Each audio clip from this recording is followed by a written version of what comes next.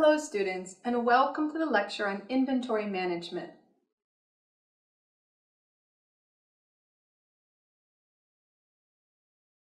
After the lecture, we will be able to learn the following objectives. Discuss the concept of inventory management. Understand the classification of inventory. Explain inventory costs. Discuss inventory models. Define the concept of stores inventory management. Explain inventory records. Define vendor rating. Let's start with a brief introduction to inventory management. Inventory managers keep track of all substance in the infrastructure. They give us a complete view of our network in an end-to-end perspective. Having a complete up-to-date inventory brings several benefits, such as lower CAPEX and OPEX by utilizing all of the equipment and links existing at full capacity by enabling full automation. Increase customer satisfaction by reducing the provisioning times. Shorter time to market for new services by managing the complete life cycle. Resource inventory comes in two types, physical and logical. Physical inventory denotes physical items in our infrastructure, such as cabinets, racks, cards, ports, slots, locations, such as cities, sites, buildings, and rooms, are also in this category.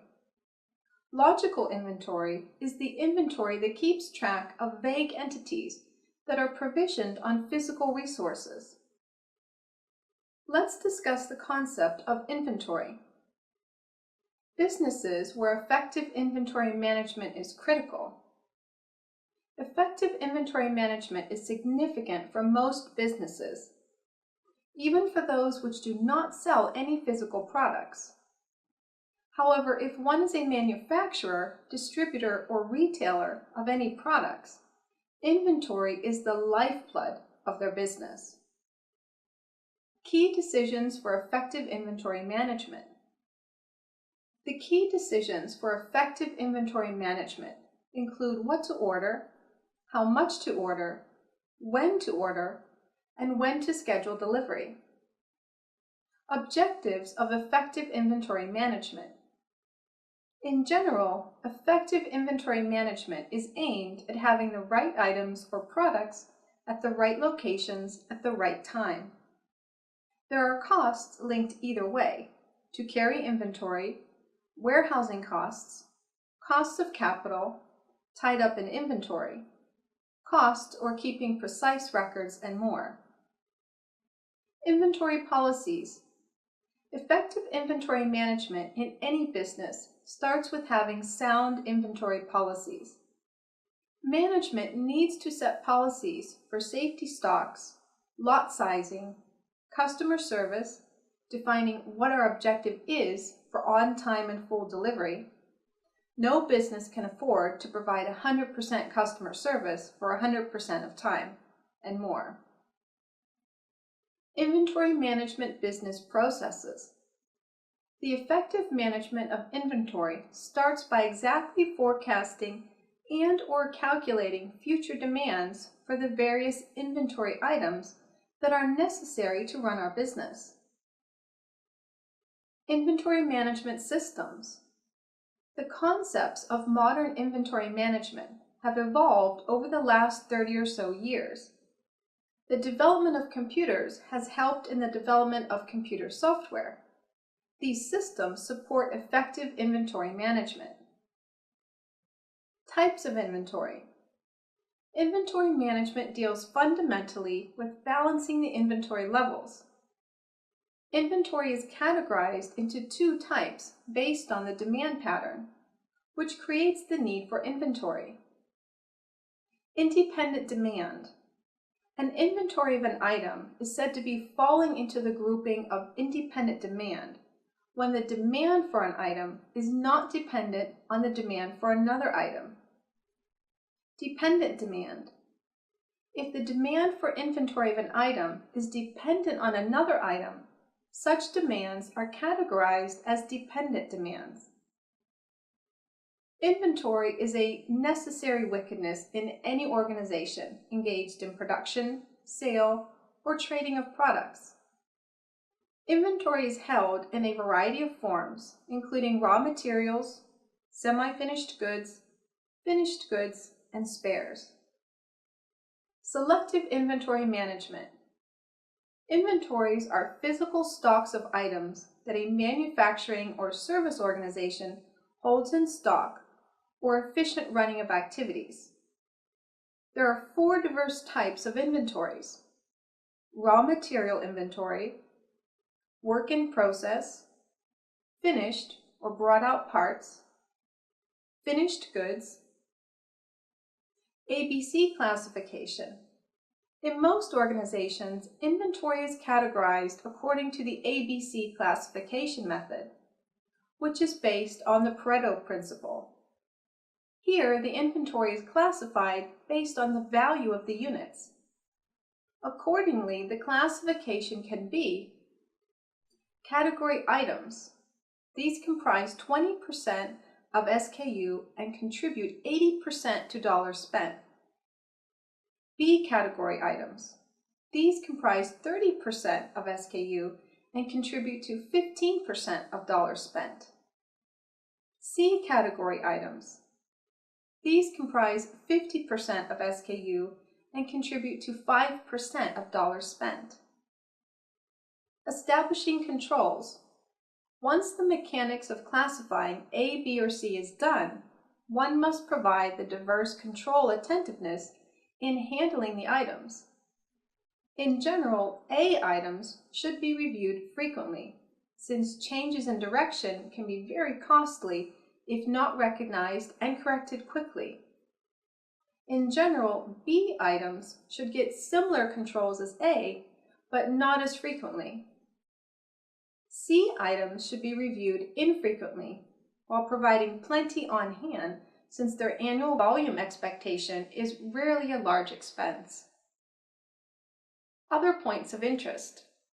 ABC analysis is not limited to inventory control and may be applied to other areas of our implementation. Areas to apply ABC principles: cycle counting, count the items normally, infrequently, bills of material audits, audit the A items first, make certain all of our strategies for building the units are correct, customer service, create higher customer service levels for A items. This is often an area of controversy since some feel that high customer service and good ABC principles conflict with each other. Advantages of ABC classification.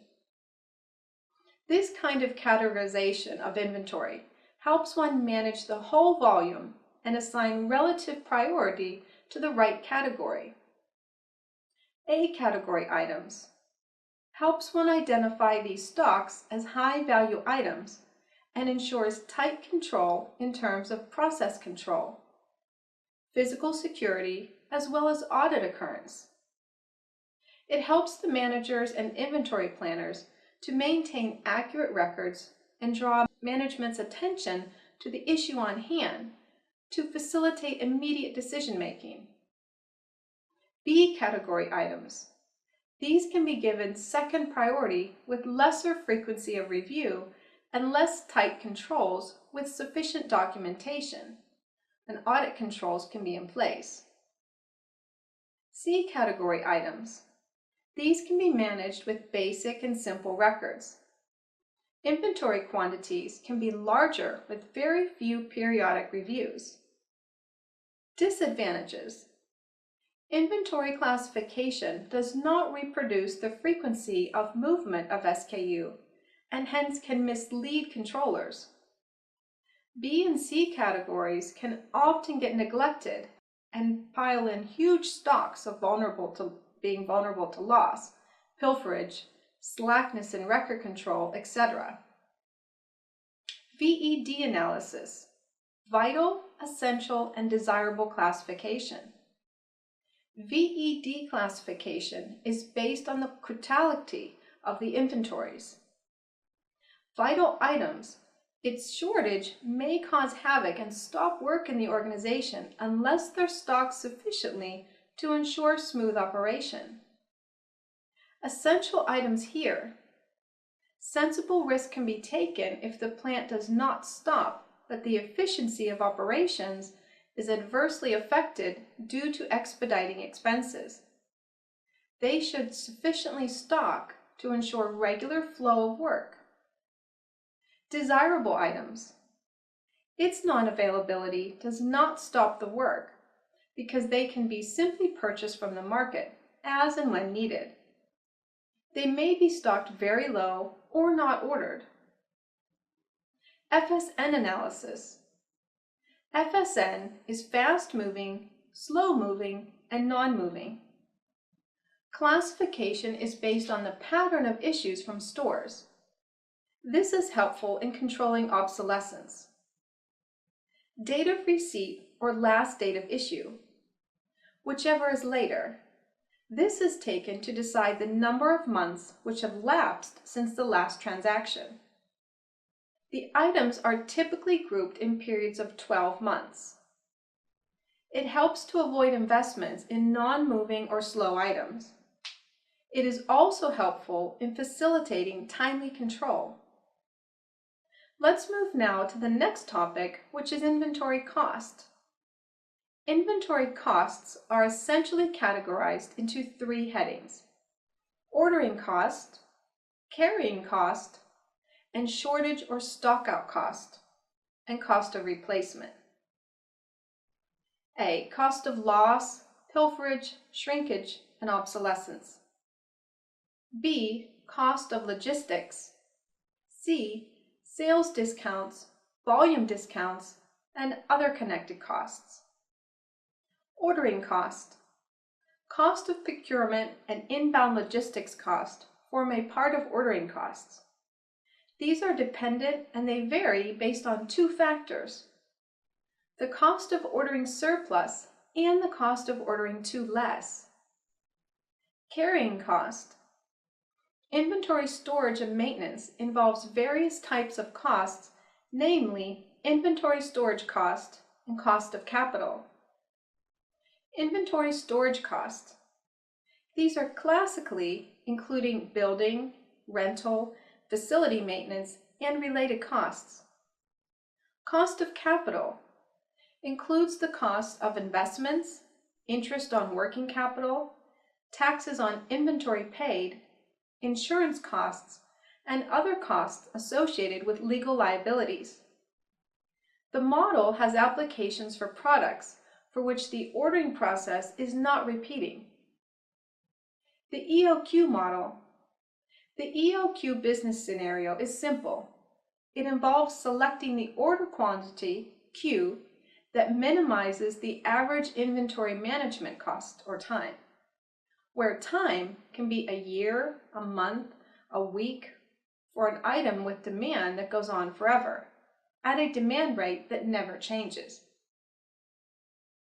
Customer demand.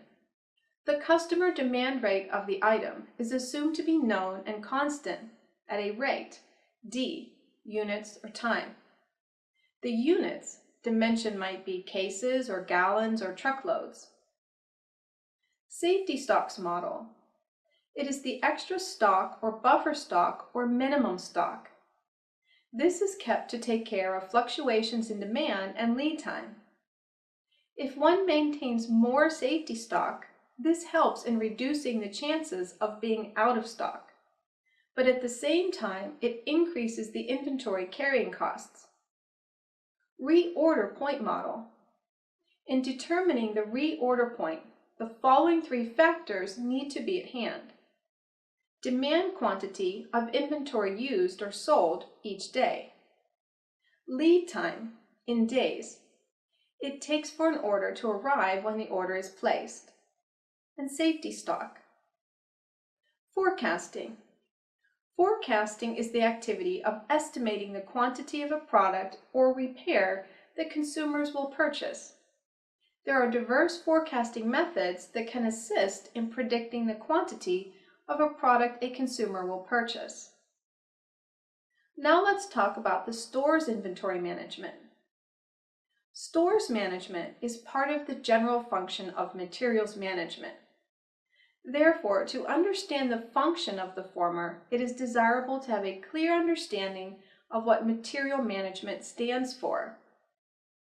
Objectives and responsibilities of the store function. Store is an organization and is primarily to assist in the production of goods or services, and no industrial unit of public undertaking of any significant size can be professionally managed without it. The basic objective is to provide a service to the operating functions, and this aspect must be fully appreciated.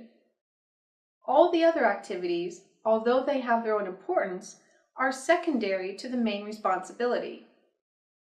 The service rendered by stores can be categorized into 4 broad divisions. To make available a balanced flow of raw materials, components, tools, equipment, and other materials necessary to meet operational requirements.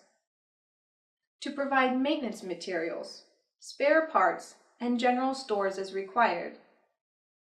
To receive and issue finished products. To accept and store scrap and other discarded material as they arise. The major responsibilities of stores are identification of all material stored, receipt of incoming goods, inspection of all receipts, storage and preservation, materials handling, packing, issue and dispatch. Duties and responsibilities of stores. A storekeeper would have several duties and responsibilities, which he may carry out himself or through his subordinates. These are to receive incoming materials, including all work connected therewith, like the opening of packages, counting, and checking. To store materials in the right place and in the best suited set manner. To ensure the materials are properly preserved, periodically examined, and with correct methods. To carry out all movements of materials, including movement to storage, from receipt and storage to dispatch, packaging, and forwarding. To preserve complete, up-to-date, and correct records, both for physical storage and financial accounts. To attend all correspondence, etc. These types of stores fall into 2 categories contingent on the following considerations. Functional, depending on the use to which the material is put, chemical, tools, raw material, stores, etc. Physical, depending on its size and location, central stores, sub-stores, site stores, etc. The first step in most new records management programs is the records inventory. Whether undertaken by record staff as an on-site physical inventory, done by a committee, or completed through a questionnaire to office staff, the purpose of inventory is to provide information for the analysis and present and past record-keeping practices. A records inventory can be time-consuming and reside with full-time staff for years. There are ways of making the best use of limited resources. Don't be afraid to employ diverse strategies. What information is needed? A records inventory with archival goals in mind should include information about the purpose, location, dates, extent, format, and condition of records. To enhance the records management role of the inventory, one might also wish to indicate whether or not the creating office is the office of primary responsibility for the records. What records should be included? What materials should be included in the inventory? Records are documents, regardless of physical arrangement made or received in the course of conducting organizational business. Other media, such as photographs and sound and moving images, should be included if they constitute records. Retention and disposition. Two key aspects of a records inventory are the preservation and disposition recommendations. One should consult office and legal staff to determine how long records must be kept active in the office and semi-active in storage. If one has recognized offices of primary and secondary responsibility, provide separate retention periods for the two types. Archival records. Archival records are those which possess permanent legal, fiscal, administrative, or archival value. The latter value includes informational and evidential value. Vendor rating is a system used to rate the performance of a current supplier against recognized criteria. It is not concerned with evaluating or appraising potential suppliers. Vendor rating criteria. When rating suppliers, one must use the criteria which is important to us. This may vary according to goods or services purchased. The criteria one uses to rate suppliers could include price, quality, quantity, accuracy of documentation, after-sales service, delivery. What rating system should one use? One can use a numeric system like poor, acceptable, good, very good, excellent. When most of us hear the term inventory, we might think of counting the number of items in a retail store or a warehouse, or we think of inventories that account for computer equipment or other materials.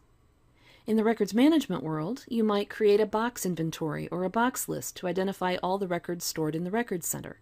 In that case, you'd have a list of all the titles of the folders in each box, and that index would help you to find the files you need quickly and easily.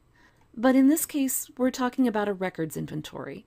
A records inventory is a high-level survey of all the different types of information being created, received, and stored by an organization. We use the information we gather in a records inventory to develop, implement, and improve our records management programs. A records inventory is focused on different types or families of records. We call these record series. A series is a group of records that we keep together because they come from the same business process, they relate to the same topic, or they're in some way related to one another. For example, we might have a series of records called procurement files or contracts. All the records in that series document the purchasing process. Record series like project history files, case files, and many others document our work. As we're doing an inventory, we identify these collections of information, and that includes information kept in electronic systems, databases, data warehouses, and other information systems. A records inventory helps you discover what kinds of record series and information systems your office is creating and maintaining. It tells you how and where those records are being stored, and in what formats. An inventory also tells you how many years each series covers and what volume of information you have. So, do our records cover 1988 to the present, or just the last few years? Do we have 8 terabytes of electronic records, 1,000 boxes, or both? Through your inventory, you might identify opportunities to consolidate storage of duplicate copies, or opportunities to use lower-cost off-site record centers for your paper files. You might find ways to streamline electronic record storage so your network drives are more efficient and your backups take less time. Through your inventory, you might identify security concerns or steps you need to take so personally identifiable information and other sensitive records can be better protected. You might also discover best practices in one department that could help other departments better manage their own records. Through an inventory, you can identify conditions that threaten the survival of your records. An inventory can help us spot minor problems before they become big problems. If we discover records that are being stored in unsafe conditions, or we find records that are not being retained for the correct amount of time, we can recognize that and take steps to improve our record-keeping practices and avoid potential loss. Good planning depends on good information. We need to know what we have in order to make smarter decisions about how to maintain and manage our records. Once you know what information you have, you can begin to establish file plans, create a central file station in the office or online, or identify records that can be transferred into new electronic records management systems. Inventory information will also help you to identify record schedules that need to be updated, and an inventory would help you to collect the information you need to design new schedules so records are kept for the right amount of time. Through your inventory, you can also identify vital records that need to be backed up off-site for access in emergency situations.